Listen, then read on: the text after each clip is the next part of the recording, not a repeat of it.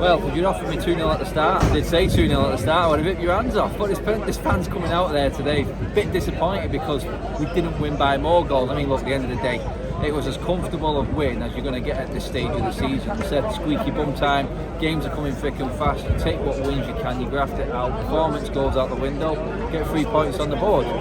United got a performance there today, especially first half. We did let our foot off the gas in the second half, that was quite clear.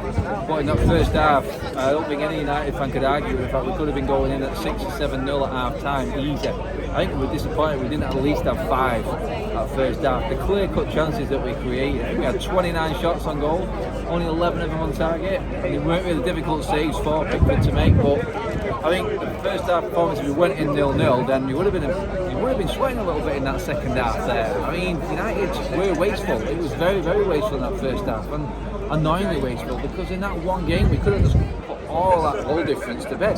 But 2-0, start of the game, like I said, you would have ripped your hands off for it, and United move up, 6 points now clear.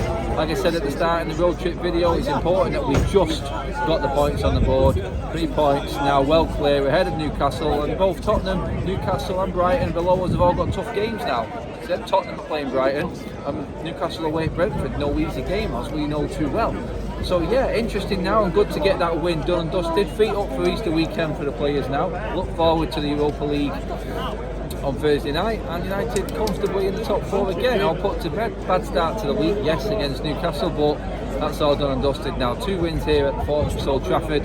Back on track again for Manchester United. Disappointed in the end there to see Marcus Rashford go off though. I think that's the only bad blip on today besides the finishing. I think Rashford there now, he kind of hoped that he knows his body, felt a bit precautionary, came off. But any groin injury, as anyone knows in the sports industry, is a concern. Could it be 4 weeks, could it be 6 weeks, season? Worst case scenario, all options there are now open to us, and we could lose our leading goal scorer this season. Just when all the players are coming back, we're introducing Casemiro back this week, Ericsson just comes on, Martial gets his goal today, linking up with Rashford, perfect. It's looking rosy going ahead, and then bang, leading goal scorer, one of our best players this season, goes off with a groin injury.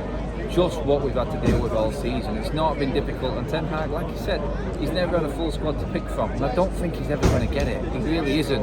Rashford out of this team going forward is a big problem. The only hope that we have got is the fact that Martial's back, he's looking sharp, and he's got his goal today as well. Thank God he got that goal, because that just finished the game off. It was still tight at 1-0. He was getting a bit tetchy in the crowd. But that's what Martial's got to do now. He's our new number 9 now. He has to play there. Bruno has to stay at number 8 because he's absolutely outstanding. He's world-class performance there today for me. Bruno Fernandes again, back-to-back man of the matches. He's closely followed by his midfield companions again though. SABITZER and McTominay were outstanding today. Scott McTominay got into that spot where he scored the goal about 3 times in that first half. Brilliant running and brilliant anticipation. The passing around the box was superb, opening Everton up at will. How Dyche was set out, I've seen him throwing his hands in the air on the sideline, wondering how he coped with the wing play, but the space we had on the wing, long ball over Godfrey's head was just there every single time we had the ball in defence. I can't understand how suicidal Everton set out in that game, and Dyche just didn't adapt to it at all. He didn't change it all the way through the first half. You'd have thought he could have just gone 5 at the back, solidified it a little bit, and stopped that consistent conveyor belt of balls over the top. Every time it went over, we had the pace on them. Rashford had Tarkowski, had him on toes for pace. Keane was just, I think his head's needs screwing back on. He was turned around that many times in that game. I've just never seen defenders turned as much as what we did to Everton in that first half. Just gutted that we didn't convert and we didn't get more goals, because it would have been nice to look at a decent goal difference right now on the league table. But 2 big wins this week here at Old Trafford. Let's make it a third against the Bill on Thursday night, and we're moving into that tough spell of games then, obviously away from home, where now we have to sort of move that form and that performance today, like Ten Hag said, into the away performances. That's what we're going to need. I'd say about another 5 wins will get us over the line into top 4 now, going to the end of the season. And people on the negative side are trying to put a negative slant after the Newcastle game. I wasn't getting carried away with that defeat. I said it on the vlog after the game. I said, well, this is just one of them games we have to get over, but let's not get carried away with the defeat. There's been a lot of positives.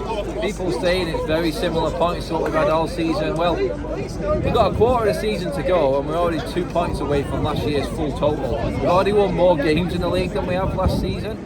So let's look at the positive, let's look at the home form, the fortress that we built here. We will eventually get that away form right. We're not too bad, we've just got them odd games here and there, but we are moving in the right direction. That intensity was like what it was against Brentford. I've seen it 2 games in a row now and I can see the progression. The pressing's better, we're moving as a unit, and that midfield is full of energy today, my God. That was brilliant as a performance in midfield as I've seen. And I know Everton are garbage, and they are where they are because of that.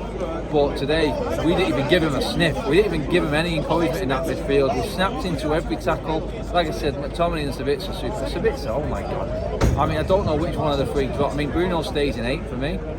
If Casemiro makes it back into the team. And I have to say if right now, because McTominay and SABITZER deserve keeping their spots. We've won 2 games there in midfield. And I know we had the poor performance against Newcastle, and maybe at weekend when we go to Forest we need that bit more know-how and experience in Casemiro, but it give Ten Hag that headache, the headache that he asked for after that Newcastle performance. They've come in, they've gone bang bang, 2 home games, drop me if you want, 2 wins, 2 clean sheets. David De Gea is well on for his golden glove, by the way. Another day off there for Paella Dave today, brilliant stuff. But looking ahead, the midfield, I think now is the big conundrum. We've got Eriksen back, we've got Casemiro back, and the 3 that played today don't deserve to be dropped. But big games, it's when we're away from home that it's not worked for us like Newcastle. Today that was alright against the poor Everton team. We've got to do it on the big occasion as well. Let me know what you think, people. Drop your comments in below, like, share and subscribe as always. Cheers for watching everyone. Happy days, feet up for Easter, go get fat on the Easter egg, boys.